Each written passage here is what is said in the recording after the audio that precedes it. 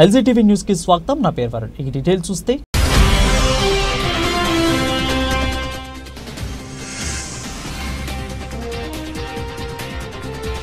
హిందూ సంఘం ఆధ్వర్యంలో ఘనంగా ఛత్రపతి శివాజీ వేడుకలు.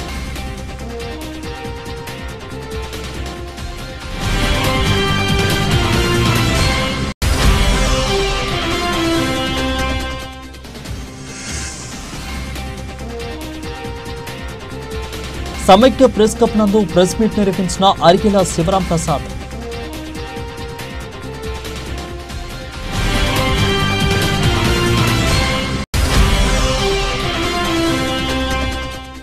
యాదగిరిగుట్ట లక్ష్మీ నరసింహస్వామి ఆలయంలో రెండో రోజు కొనసాగుతున్న ప్రత్యేక పూజలు.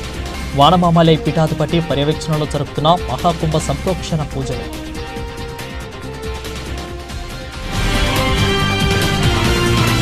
కోదండపురం శ్రీ గోదాదేవి సమేత వెంకటేశ్వర స్వామి వారి దర్శనంలో ఉమ్మడి పిఏపల్లి బీఆర్ఎస్ మండల పార్టీ అధ్యక్షులు పల్లపురెడ్డి గారు, ఇక బీఆర్ఎస్ పార్టీ నాయకులు, దేవాలయ కమిటీ సభ్యులు పాల్గొన్నారు. దేవరకొండ నియోజకవర్గం గుడిపల్లి మండలం కోదండపురం గ్రామంలో ప్రతి సంవత్సరము అంగరంగ వైభవంగా జరిగే వెంకటేశ్వర స్వామి వారి దర్శనంలో భాగంగా ఆలయ ప్రధాన అర్చకులు శ్రీనివాసాచార్యులు ఆశీర్వచనం అనంతరం మల్లెపో రెడ్డి మాట్లాడుతూ ప్రజలు సుఖ సంతోషాలతో ఆయురారోగ్యాలతో ఉండేలా దీవించమని స్వామివారిని కోరారు. ఈ కార్యక్రమంలో దేవాలయ కమిటీ చైర్మన్ గజ్జల వెంకటేశ్వరరెడ్డి, దేవాలయ పాలక మండలి సభ్యులు పోలే మహేందర్, పోలే సైతులు, పోసిరెడ్డి సైదిరెడ్డి, అర్వపల్లి నరసింహ, ఎర్ర యాదగిరి, కృష్ణారెడ్డి, గోలిగిరి, మారుపాక జగన్, బాస్పాక రవి, కమ్మపాటి నరసింహ, దామోదర్, అదేవిధంగా నరేందర్, కడారి వెంకటయ్య, ఇక రానిపోయిన శ్రీనయ్య, భాస్కర్ రెడ్డి, రామాయంపల్లి వెంకటయ్య, ఇక మధుసూదన్ నాయక్, రుద్రాక్ష వెంకటయ్య తదితరులు పాల్గొన్నారు.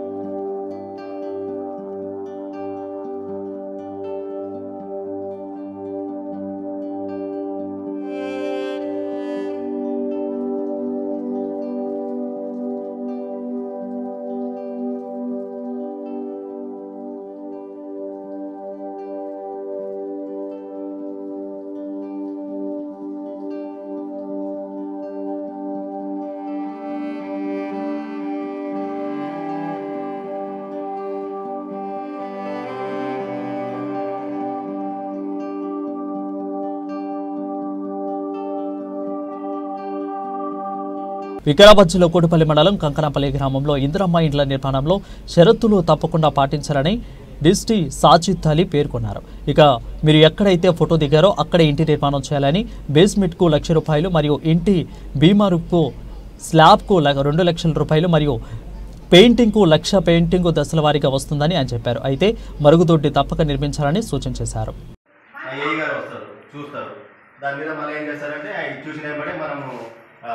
ఏదైతే కప్పు మందం అయిందో ఆ కప్పు మందానికి డైరెక్ట్ మనం ₹1,00,000 మీ అకౌంట్లోకి వేసేస్తాం. డైరెక్ట్ ఇబ్బంది తగ్గేం ఉండదు.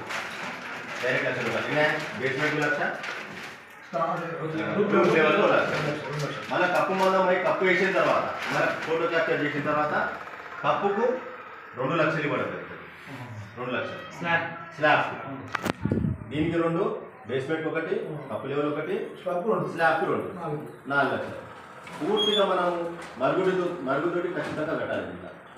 ఇంటికి మరుగుదొడ్డి 100% కట్టాలి. ప్రతి ఇంటికి మరుగుదొడ్డి ఉండాలి. ఆ మరుగుదొడ్డి ప్లస్ ప్లాస్టింగ్ పెయింటింగ్ చేసి ఆ ఫోటో మళ్ళీ ఆయన క్యాప్చర్ చేసిన తర్వాత మిగతా ₹1,00,000 మొత్తం ఫైనల్ బిల్ ఇచ్చేస్తాం. మీరు మరుగుదొడ్డి కట్టుకున్నా మనం ఇవ్వమంటే 80% అది ఇవ్వడానికి ఖచ్చితంగా మరుగుదొడ్డి అయితే ఇల్లు ప్లస్ మరుగుదొడ్డి 2 ఉండాలి. ఈ 5,00,000 అది కూడా ఇంకా రాలేదు. అది మనకు చెప్తారు. మనకు ఒక సర్కులర్ వస్తుంది. ఆ సర్కులర్ వచ్చిన తర్వాత మేము ఖచ్చితంగా ఎస్సీలకు చెప్పారు. మనకు ఆ సర్కులర్ వచ్చిన తర్వాత మనం చెప్పడానికి ఉంటుంది. మనం వచ్చి చెప్తే బాగుంటుంది. 5 లక్షలు ఖచ్చితంగా కట్టాలి. మొత్తం సబ్సిడీ, పూర్తి కొట్టుకోవాలి. ఇంకోటి మనకి వేసిన తర్వాత సార్ దీనికి పాత కూడా కాలించి కట్టాలి. మొత్తం 4 గోడలు కొత్తగా ఉండాలి. కింద నుంచి కొత్తగా కట్టాలి. పాత గోడలు నేను నుంచి కట్టాలి, లేకపోతే ఉంది సార్, లేకపోతే కప్ప తీసి కప్పేస్తాను. ఇది స్కీమ్ యొక్క ఉద్దేశం. ఇది అవగాహన కల్పించగానే, ఎందుకంటే ప్రతి గ్రామం మేము ప్రతి మండలం పోతున్నాం, చెప్తున్నాము. ఇక్కడికి వీళ్ళకి ఎందుకంటే ఇంటి దూరం వచ్చినాము, దూరంగా సార్ కొద్దిగా ఆలస్యమైంది, సారీ. ఈ స్కీమ్ యొక్క వివరాలు మొత్తం చెప్దామని ఆలోచన జనాలకు కూడా తెలవాలి కదా. ఎందుకంటే కొంతమంది ఎట్లా ఉంటారంటే తెలియకుండా ఉంటారే, మాకు ఏం చెప్పాలి సార్ అంటారు. ఇది కూడా ఏం చేస్తారంటే, ఇది కూడా గ్రామ పంచాయతీలో నోటీస్ బోర్డులో ఇది అతికిస్తారు.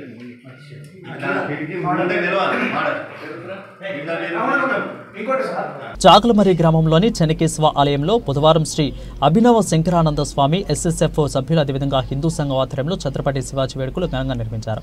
ఆలయ చిత్రపటానికి పూలమాలలు వేసి ఘనంగా నివాళులర్పించారు. ఈ కార్యక్రమంలో ఆలయ అధ్యక్షులు వేణుగోపాల్ రెడ్డి, హిందూ సంఘం నాయకులు జయదేవ్ రెడ్డి, ఇక సల్లా నాగరాజు, శివశంకరు, వీరంరెడ్డి, విజయభాస్కర్ రెడ్డి, మహేంద్రాచారి, గుత్తి నరసింహులు, రవీంద్రారెడ్డి, దస్తగిరి, రాఘవ, రవిశంకర్ రెడ్డి, పుల్లయ్య, శివ స్వాములు, నరసింహ స్వాములు తదితరులు పాల్గొన్నారు. దగ్గర 104 మంది 105 మంది అనుభవాలు వాళ్ళ ఏం జరిగింది అనే దాని గురించి కంచిపీఠం చెప్తూ ఫస్ట్ 4వ వ్యక్తి యొక్క అనుభవంలో ఇది జరిగింది. ఈరోజు అప్పుడు శివాజీ మహారాజు గురించి అక్కడ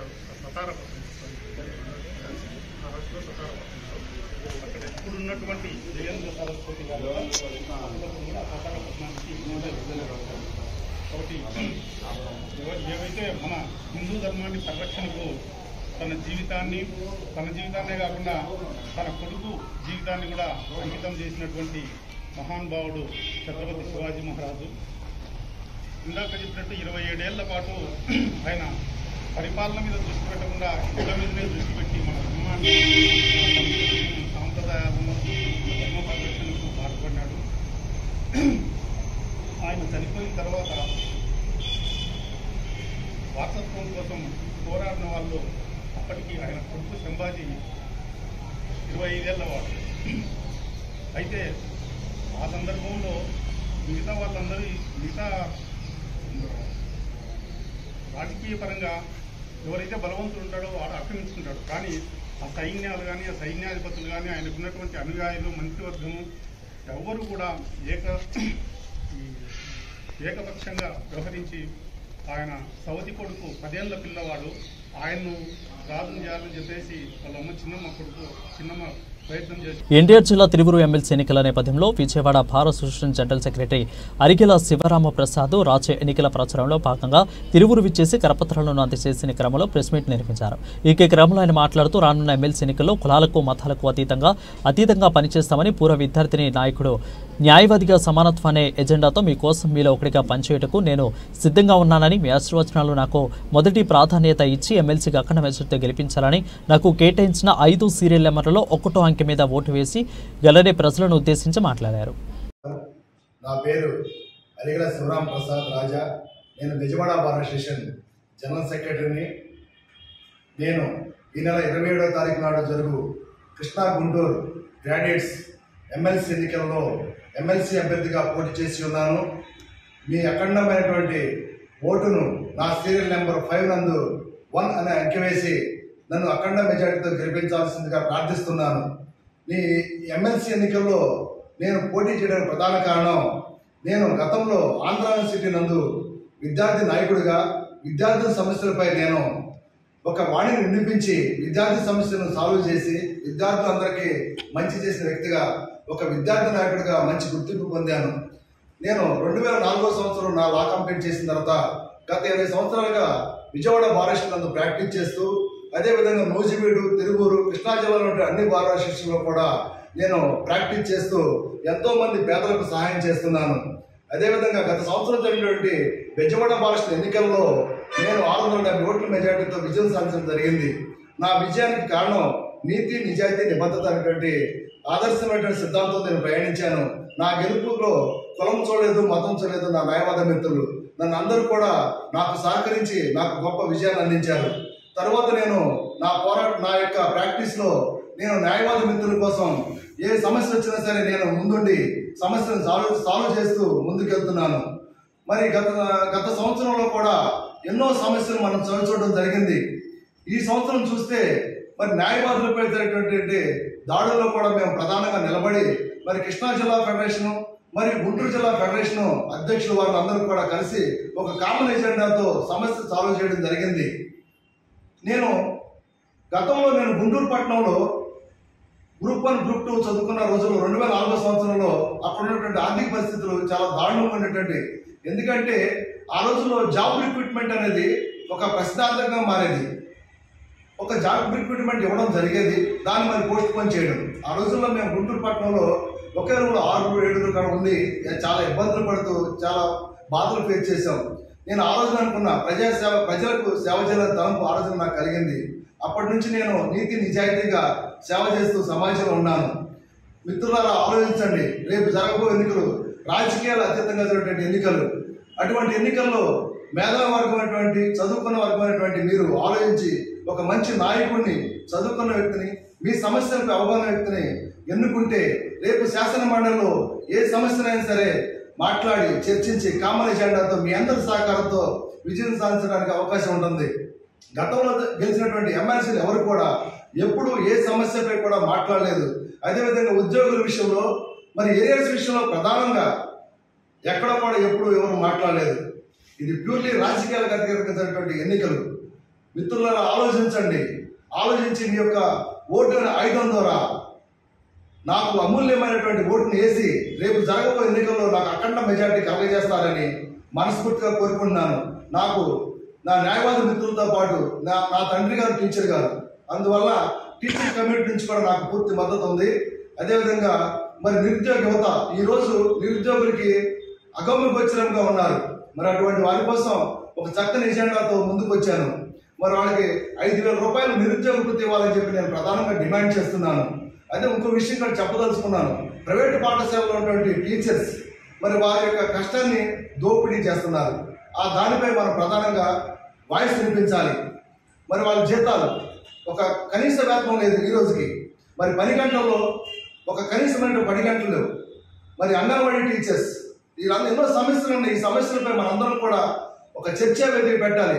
నేను డెఫినెట్గా ఈ కృష్ణా గుంటూరు జిల్లా ఉన్నటువంటి ఎవరైతే నిరుద్యోగులు ఉన్నారో, అదేవిధంగా ఈ గ్రాడ్యుయేట్స్ అందరూ కూడా ఉన్నారు, వీళ్ళందరూ కూడా మండలాల వారిగా కలుస్తాను. మీ సమస్యను నా సమస్యగా భావిస్తాను. మీ వాడిని నా వాడిగా శాసన మండలిలో వినిపిస్తాను. నాకు ఒక అవకాశాన్ని కల్పించండి. మంచి నాయకుడిని ప్రమోట్ చేయండి. మీ అందరికీ నేను హృదయపూర్వకంగా తెలియజేసుకుంటున్నాను. థ్యాంక్ యూ అన్న. Thank you so much. Swarnagiri బ్రహ్మోత్సవాలు 2వ రోజు ఉదయం యాగశాల ప్రవేశం జరిగింది. ఇక తదుపరి అగ్నిమతనం, అగ్ని ప్రజ్వలన కార్యక్రమాలు జరిగాయి. యాగశాలలో మూర్తికొమ్మ మండలం అగ్ని స్థాపనాది పంచరాత్ర అగమోక్త పూజ కార్యక్రమాలు ప్రారంభమై ఇక దివ్యదేశ బహుమానం సమర్పణలో భాగంగా మొదటి రోజు నేడు మొట్టమొదటి దివ్యదేశం తమిళనాడులోని శ్రీ రంగ దివ్య దేశం నుండి ఆలయ ప్రథమ ఆచార్య పురుషులు శ్రీ పరసర లక్ష్మీ నరసింహ భట్టరు స్వామివారు, శ్రీ రంగనాథ స్వామివారి శేషవస్త్రం, అదేవిధంగా మాల అభయహస్తం తీసుకుని వచ్చి స్వర్ణగిరి దేవస్థానం వ్యవస్థాపక ధర్మకర్త శ్రీ మానేపల్లి రామారావు దంపతులు, మానేపల్లి మురళీకృష్ణ దంపతులు అందజేశారు. ఇక పై కార్యక్రమంలో శ్రీ శ్రీ శ్రీ త్రిదండి అహోబిల రామానుజాచార్య స్వామివారు వేంచేసి తమ మంగళ సననములు అందించారు. ఇక అదేవిధంగా సకల దేవతలను బ్రహ్మోత్సవాలకు ఆహ్వానించుటకు ఆలయ ధర్మకర్తలు శ్రీ మానేపల్లి రామారావు గారు, అదేవిధంగా మానేపల్లి మురళీకృష్ణ గారు చేతుల మీదుగా శ్రీ శ్రీ శ్రీ తండ్రి అహోబిల రామానుజాచార్య స్వామి వారి సమక్షంలో గరుడ పట్టణము శాశ్వతంగా ధ్వజస్తంభం వద్ద ఎగురవేశారు. అనంతరం సంతానం లేని దంపతులకు గరుడ ప్రసాదాన్ని అందించారు. ఇక అనంతరం శ్రీ స్వామివారిని సూర్యప్రభ వాహనంలో కొలువు తీర్చి మేళతాళాలు మంగళ వాయిద్యాల నడుమ ఆలయ తిరుమాడ వీధులలో ఊరేగించారు. నా పేరు పరాశర లక్ష్మీ నరసింహ భట్టర్. పరాశర భట్ట శ్రీరంగేశ పురోహిత, శ్రీ పరాశర భట్టార్య శ్రీరంగేశ పురోహిత, శ్రీవత్సాంగమాన్ శేషే మహిస్తు భూయసే అని చెప్పి ఆ కైంకర్యం చేస్తున్నటువంటి రామానుజ వారు ఏర్పాటు చేస్తున్న పీఠం అది. ఆ పీఠం 30వ తరం నాది. స్వర్ణగిరి దేవస్థానం శ్రీ వెంకటేశ్వర స్వామి ఆలయానికి వచ్చే భాగ్యం కలిగింది.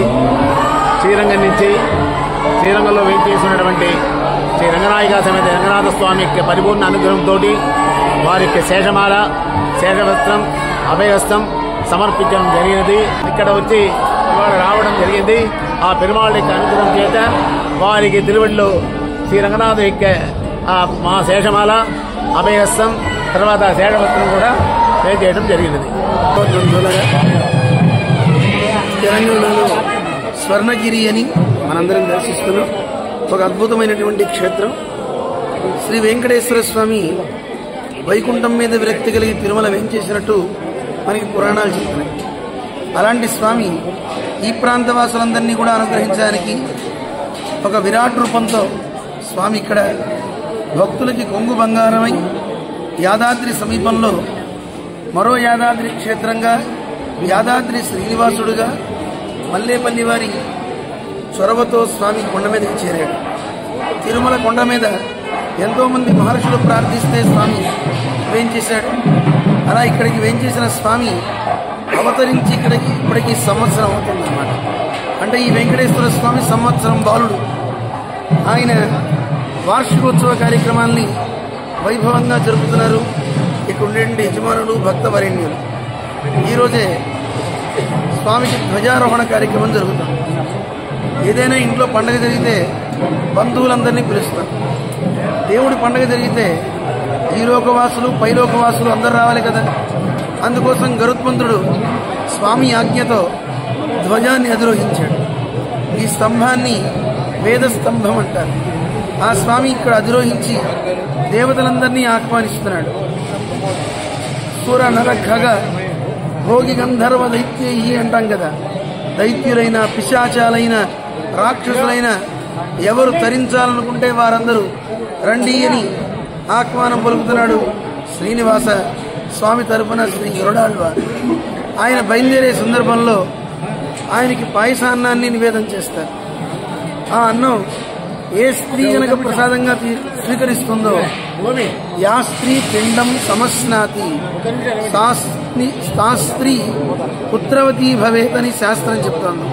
ఆగమ గ్రంథాలు తెలియజేస్తుంది.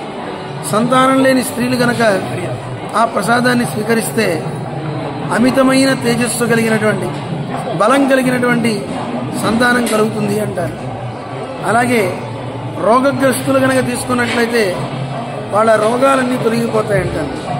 అలాంటి వైనతేయుని యొక్క అనుగ్రహాన్ని సంతానం లేని వారికి ఇవ్వడం జరిగింది. అలాగే ఈ రోజు నుంచి పంచకుండాత్మకంగా హోమ కార్యక్రమాలు జరగడమే కాకుండా విశేషించి ఈరోజు వైనతేయ ఇష్టి అని జరుగుతుంది. చాలామందికి వివాహాలైన సంతానం కలగకపోవడం, ఒకవేళ సంతానం కలిగిన దంపతులు కావచ్చు, ఇళ్లలో ఉన్నవారు కావచ్చు, అనేక రకాలుగా రోగగ్రస్తులు అవ్వడం, ఇవన్నిటినీ తొలగింపజేసే అద్భుతమైన ఇష్టి వైనతేయ ఇష్టి అంటారు. ఆ ఇష్టి కార్యక్రమం కూడా ఈరోజు జరుగుతుంది. ఈ రోజు నుంచి 28వ తారీఖు దాకా స్వర్ణగిరిలో బ్రహ్మోత్సవ కార్యక్రమాలు అంబరాన్ని అంత వైభవంగా సాగడానికి రంగం సిద్ధమైంది. పరమహంస పరివ్రాజకులు, అపర రామానుజులు, శ్రీ శ్రీ శ్రీ త్రిదండి శ్రీమన్నారాయణ రామానుజ చిన్నజీయర్ స్వామివారి పరిపూర్ణ మంగళాశాసనాలతో, అలాగే వారు కూడా ఈ కార్యక్రమాల్లో ప్రత్యక్షంగా 2 రోజులు పాల్గొనేటటువంటి అవకాశం ఉంది. అందువల్ల బంధువులందరూ కూడా ఈ కార్యక్రమంలో అన్వయించి శ్రీనివాసుని యొక్క అనుగ్రహాన్ని పొందుతారని ఆహ్వానం పలుకుతున్నాం. భక్తులకు కొంగు బంగారమయ్యే ఈ స్వర్ణగిరి వాసుని సేవించి తరిస్తారని ఆహ్వానం పలుకుతున్నాం. జై శ్రీమన్నారాయణ. పెద్దపల్లి జిల్లా గోదావరిఖని RG2లోని OCP3లో గత 3 రోజులుగా ఓబీ కాంట్రాక్టర్ తమ వేతనాల పెరుగుదల కోసం 3 రోజులుగా కార్మికులందరూ కలిసికట్టుగా స్వచ్ఛందంగా బంద్ చేసి సమ్మెకు దిగడం జరిగింది. ఇక రామగుండం ఎమ్మెల్యే రాజ్ ఠాకూర్ మకాన్ సింగ్ ఈ విషయం తెలుసుకుని కాంట్రాక్టర్కు తన యొక్క ఎమ్మెల్యే క్యాంప్ ఆఫీసులను పిలుచుకుని మా కాంట్రాక్టు కార్మికులకు వారి యొక్క వేతనాలు పెంచాలని డిమాండ్ చేయగా కాంట్రాక్టరు వారి ఒప్పందం ప్రకారం నెలకి 2800 ఇస్తారని ఒప్పుకోవడం, ఇలా చేయడంతో కాంట్రాక్ట్ కార్మికుల సమరం ఎంతో అమరంగా మారిపోయిందని దీనిని కాంట్రాక్టు కార్మికులు రామగుండం ఎమ్మెల్యే రాజ్ ఠాకూర్ మకాన్ సింగ్ అభినందనలు తెలిపారు. ముఖ్యమంత్రి గారు రేవంత్ రెడ్డి ఆధ్వర్యంలో, జిల్లా శ్రీధరబాబు గారు ఐటీ మినిస్టర్ గారి ఆధ్వర్యంలో, రాజ్ ఠాకూర్ మక్కర్ సింగ్ అన్న గారి ఆధ్వర్యంలో ఓబీ కాంట్రాక్ట్ కార్మికులు ఏరన్న కేసీఆర్ మెడల్ వంచి మన రేవంత్ రెడ్డి గారి నాయకత్వంలో మక్కర్ సింగ్ అన్న ఆధ్వర్యంలో 2800 రూపాయలు పెంచిన ఘనత చరిత్రలోనే ఎప్పుడు లేదు. 99% అది త్వరలోనే జీవో ప్రకారం జీవో కూడా నేను అసెంబ్లీలో మీ గురించి ఫైటింగ్ చేసి అవసరమైతే శ్రీధర్ బాబు గారి దయ వలన ఆయన రిక్వెస్ట్ చేసి ఎమ్మెల్యే గారితో మినిస్టర్ ముఖ్యమంత్రి గారితో బట్టి గారితో మాట్లాడి ఒప్పించి అతి త్వరలో కూడా పట్టుకొచ్చి రోజుకు 200 చొప్పున నెలకు 6,000 రూపాయలు పెంచేటట్టుగా నేను చూస్తానని మాకు గర్వంగా చెప్పినాడు. ఆయనకు ఎల్లవేళ నమస్కారం చేసి మక్కన్ సింగ్ అన్నకు కృతజ్ఞతలు తెలుపుతున్నాను. యాదాద్రి జిల్లాలో కేంద్ర మంత్రి కిషన్ రెడ్డి పర్యటించారు. ఎమ్మెల్సీ ఎన్నికల ప్రచారంలో పాల్గొన్నారు. ఇక అనంతరం జిల్లా బీజేపీ కార్యాలయంలో మీడియా సమావేశంలో మాట్లాడుతూ ఎమ్మెల్సీ ఎన్నికల్లో 3 స్థానాలను బీజేపీ పార్టీ అభ్యర్థులు గెలుస్తుంది. ఇక కాంగ్రెస్ పార్టీ ప్రభుత్వం పైన అన్ని వర్గాల తీవ్ర వ్యతిరేకత ఉంది. కాంగ్రెస్ బీఆర్ఎస్ పార్టీలకు ఎమ్మెల్సీగా పోటీ చేసే ధైర్యం లేదు. అందుకే తెర వెనుక నాటకాలు ఆడుతున్నారు. ఇక బీఆర్ఎస్ పార్టీ అధికారం ఉన్నప్పుడు 3 డిఏలను కూడా పెండింగ్ పెట్టింది. కాంగ్రెస్ ప్రభుత్వం 2 డిఏలను పెండింగ్లో పెట్టింది. ఇక ఉద్యోగ విరమణ చేసిన ఉద్యోగులకు ఇవ్వాల్సిన బెనిఫిట్స్ రాష్ట్ర ప్రభుత్వం ఇచ్చే పరిస్థితి లేదన్నారు. కాంగ్రెస్ ఎన్నికల్లో ఇక నిరుద్యోగ భృతి ఇస్తాని హామీని అమలు చేయడం లేదన్నారు. రాహుల్ గాంధీ రేవంత్ రెడ్డి డిమాండ్ చేస్తున్న సంవత్సరం పూర్తి 2 లక్షల ఉద్యోగులు కూడా భర్తీ చేసే ఉంటే అశోక్ నగర్ లైబ్రరీ రావాలి. అదేవిధంగా సకాలంలో ఫీజు రింబర్స్మెంట్ చేయకపోవడం పేద విద్యార్థులకు బాధపడుతున్నారని అన్నారు. ఇక పేద విద్యార్థులకు ఇస్తాను అన్న విద్యా భరోసా కార్డు ఇవ్వలేదు. ఇక బీఆర్ఎస్ ప్రభుత్వం 317 జీవో తెచ్చి ఉద్యోగస్తులను ఇబ్బంది పెట్టిందని అన్నారు. రేవంత్ రెడ్డి సర్కార్ ఇచ్చిన ఏ ఒక్క హామీ కూడా అమలు చేయలేదని అన్నారు. ఖమ్మము వరంగల్ సంబంధించినటువంటి ఉపాధ్యాయ నియోజకవర్గం నుంచి పోటీ చేస్తున్నారు. వీరు జేఏసీలో కానీ ఉపాధ్యాయ సంఘాలు కానీ జీవితం అంతా అందులోనే పనిచేశారు. అజాత శత్రువు వీరు. సర్వ ఉత్తమ ఉపాధ్యాయుడు అంటాం మేము. సర్వోత్తమ రెడ్డి వీరి పేరు. సర్వ ఉత్తమ ఉపాధ్యాయుడిగా పనిచేశారు. ఉపాధ్యాయులకు జీవితం అంతా సేవ చేసినటువంటి సర్వోత్తమ రెడ్డి గారు వారిని అన్ని వర్గాల ప్రజలు, ముఖ్యంగా టీచర్స్ ఎవరైతే ఉంటారో వాళ్ళందరికీ తెలుసు. ఏ సంఘం ఈ సంఘం ఉన్నా ఏ సంఘం ఉన్నా కూడా అన్ని సంఘాల వాళ్ళు కూడా అన్ని ఉపాధ్యాయ సంఘాల వాళ్ళు కూడా వారు అజాత శత్రువు కాబట్టి అందరూ కూడా ఆయన కండగా నిలబడి మద్దతు ప్రకటిస్తున్నారు. మీరు కూడా మీ ద్వారా కూడా నేను అన్ని వర్గాల ప్రజలకు విజ్ఞప్తి చేస్తున్నాను. ఈ యొక్క కాన్స్టిట్యున్సీ నుంచి సర్వోత్తమ్ రెడ్డి గారికి భారీ మెజార్టీతో ఈ టీచర్స్ కాన్స్టిట్యున్సీలో గెలిపించాలి. ఉపాధ్యాయుల గొంతు భారతీయ జనతా పార్టీ ఆధ్వర్యంలో శాసన మండలిలో మళ్లీ వినాలి. గత అనేక సంవత్సరాలుగా ఉపాధ్యాయుల గొంతు మరి మూగపోయింది. శాసన మండలిలో ఉపాధ్యాయుల గొంతు వినిపించడం లేదు. పాలక పార్టీలకు బాగా పాడుతున్నారే తప్ప వాళ్ళ గొంతు వినిపించడం లేదు. కాబట్టి మళ్ళీ వాళ్ళ గొంతు వినిపించాలంటే మరి సర్వోత్తమ్ రెడ్డి గారు చాలా అనుభవం ఉన్నటువంటి వ్యక్తి. ఉపాధ్యాయుల సమస్యలు, వాళ్ళ కష్టాలు, వాళ్ళ సుఖాలలో వాళ్ళ జీవితం అంతా కూడా భాగస్వామి అయినటువంటి వ్యక్తి. ఆయనను భారీ మెజార్టీతో గెలిపించాల్సిందిగా నేను ఉపాధ్యాయులందరినీ కోరుతా ఉన్నాను. దయచేసి మరి ఈ విషయంలో ప్రత్యేకంగా చొరవ తీసుకొని అందరూ కూడా కూర్చొని మాట్లాడుకొని 27వ తారీఖున మరి తప్పకుండా పోలింగ్ బూత్కి వెళ్లి ఓటు నమోదు చేసుకున్నటువంటి ప్రతి ఒక్కరు కూడా తమ ఓటు హక్కును స్వచ్ఛందంగా వినియోగించుకుని మరి బీజేపీ అభ్యర్థులను ఆశీర్వదించి గెలిపించాల్సిందిగా కోరుతున్నాను. ఒకవేళ ఈ 14 నెలలుగా వాళ్ళకి ఇష్టామైనటువంటి నిరుద్యోగ వృత్తి లెక్కేస్తే ఈరోజు ఒక నిరుద్యోగికి కాంగ్రెస్ పార్టీ ప్రభుత్వము 56,000 రూపాయలు బాకీ పడింది ఒక నిరుద్యోగికి. ఈ 14 నెలలు ఇంటూ 4,000 ఆల్మోస్ట్ 56,000 ఈ ప్రభుత్వం నిరుద్యోగి చెల్లించాల్సిన అవసరం. అంతకుముందు బీఆర్ఎస్ ప్రభుత్వం కూడా పెద్ద ఎత్తున ప్రకటన చేసి మేము నిరుద్యోగ వృత్తి ఇస్తామని చెప్పి బీఆర్ఎస్ పార్టీ నిరుద్యోగులు పొందబెట్టారు. ఈరోజు కాంగ్రెస్ పార్టీ కూడా అదే పరిస్థితి మరి ఏర్పడబోతుందని ఈ సందర్భంగా మనం వేస్తున్నాం. ఫీజు రియంబర్స్మెంట్ అనేకమైనటువంటి ప్రైవేట్ విద్యా సంస్థల్లో చదువుకుంటున్నటువంటి పేద కుటుంబాలకు సంబంధించినటువంటి విద్యార్థులు వాళ్ళందరినీ కూడా కాంపిటేటివ్ ఎగ్జామ్స్ లో పాస్ అయిన తర్వాత వాళ్ళకి ప్రైవేట్ సెక్టార్లో ఉన్నటువంటి ఎడ్యుకేషన్ ఇన్స్టిట్యూషన్స్లో కూడా ఎంసెట్ రాసిన తర్వాత అన్నింటిలో కూడా వాళ్ళందరినీ అక్కడక్కడ పంపించారు. ఇంజనీరింగ్ కాలేజీలో, డిగ్రీ కాలేజీలో. ఈరోజు పరిస్థితి ఏంటంటే ఆ కాలేజీల్లో సకాలంలో ఫీజు రియంబర్స్మెంట్ కారణంగా లెక్చరర్స్ అరకొర పెట్టడం, ఉన్న లెక్చరర్స్ కూడా సరైన జీతాలు రాకుండా ఇబ్బందులకు గురి కావడం, మేనేజ్మెంట్స్ కరెంటు బిల్లు కూడా కట్టలేని పరిస్థితుల్లో అల్టిమేట్ గా సఫర్ అవుతుంది. మేనేజ్మెంట్ ఇన్స్టిట్యూషన్స్ కావు, అల్టిమేట్ గా సఫర్ అవుతుంది పేద కుటుంబాల నుంచి వచ్చినటువంటి విద్యార్థులని సందర్భంగా మనం చేస్తాం. ముఖ్యంగా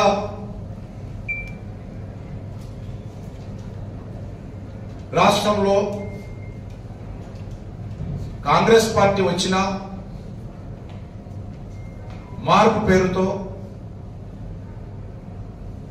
ఇక్కడ కాంగ్రెస్ పార్టీ అధికారంలోకి వచ్చినా కూడా ప్రజలలో మార్పుకు సంబంధించినటువంటి ఇంపాక్ట్ ఏం కనిపిస్తుంది? టీఆర్ఎస్ ఎమ్మెల్యేల స్థానంలో కాంగ్రెస్ ఎమ్మెల్యేలు వచ్చారు. టీఆర్ఎస్ ఎమ్మెల్యేల దోపిడీ స్థానంలో కాంగ్రెస్ ఎమ్మెల్యేల దోపిడీ జరుగుతూ ఉంది.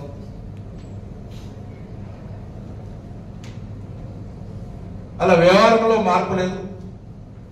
ముఖ్యమంత్రి గతంలో తిట్టేవాడు, ఈ ముఖ్యమంత్రి వచ్చినాక తిడతా ఉన్నాడు అందరినీ. రాజకీయాలు పూర్తిగా ప్రజల్లో గౌరవం లేకుండా పోయింది. రాజకీయాలంటే తిట్టుకోవడము, రాజకీయాలంటే గౌరవం లేకుండా చేయడము, రాజకీయాలంటే ఫిరాయింపులను ప్రోత్సహించడం అనేటువంటిదే ఈరోజు తెలంగాణ రాష్ట్రంలో 2014 నుంచి ఈ రోజు వరకు మనకు కనిపిస్తుంది. శాసన మండలి అంటే ఏ రకంగా ఉంటుందో మనకు తెలుసు.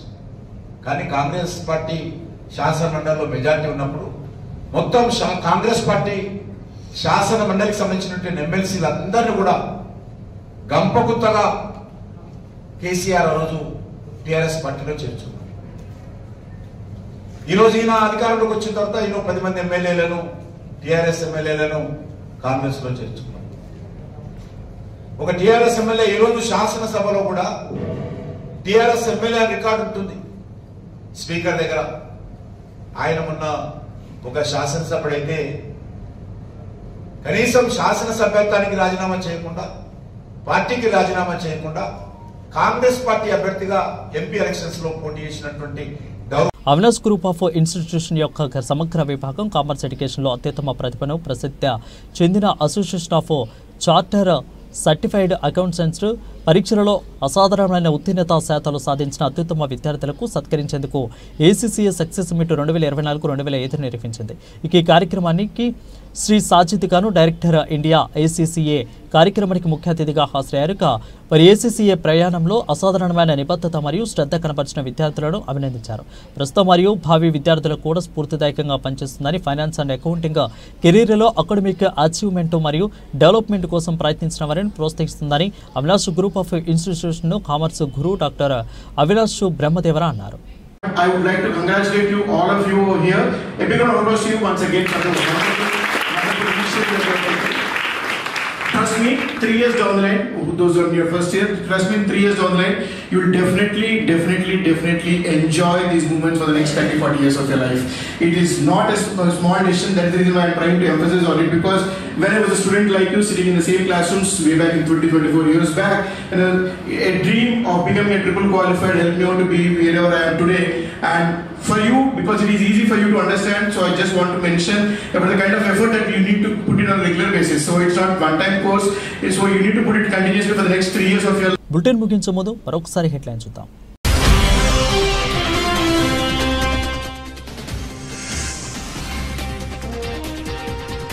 హిందూ సంఘం ఆధ్వర్యంలో ఘనంగా ఛత్రపతి శివాజీ వేడుకలు.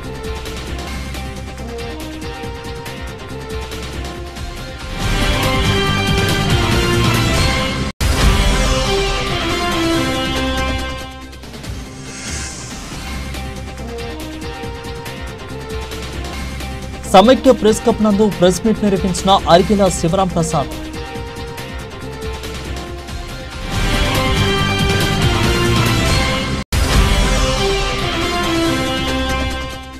యాదగిరిగుట్ట లక్ష్మీ నరసింహస్వామి ఆలయంలో రెండో రోజు కొనసాగుతున్న ప్రత్యేక పూజలు. వానమామలై పీఠాధిపతి పర్యవేక్షణలో జరుపుతున్న మహాకుంభ సంప్రోక్షణ పూజలు.